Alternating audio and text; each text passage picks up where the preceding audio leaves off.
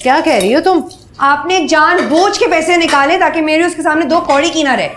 अरे मुझ पर इन लिफाफों से निकाला 1 टका भी हराम होगा अगर मैंने लिया हो। तो फिर कहाँ गए पैसे? जमीन खा गए, आसमान निकल गए, गए कहाँ? अगर मैंने पैसे निकाले होते तो मैं लिफाफे तुम्हें देती क्यों? तो आपको लगता है मैं झूठ बोल रही हूँ आपसे? मना कर रही थी ना, मत जाओ, रहने दो, कोई मामूली रकम नहीं थी, 4-5 लाख तो होगा ना।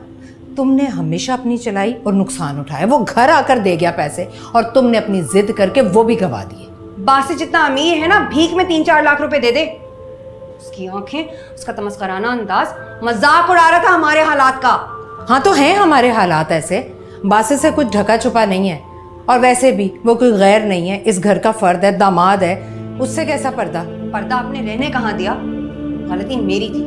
मैं ही अपनी खुददारी के झंडे लहराते हुए उसके पैसे वापस करने चली गई। अगर तुम्हें अपनी खुददारी का इतना ही शौक है ना तो हिम्मत करो, निकलो बाहर और करो नौकरी, वापस कर दो उसके पैसे।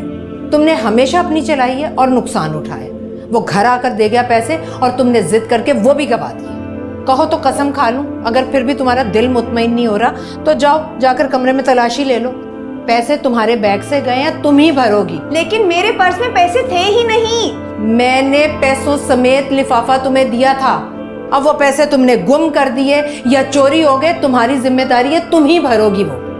और अगर नहीं होता ना तो जाओ भाई, नौकरी करो जैसे पहले करती थी और घर चलाओ।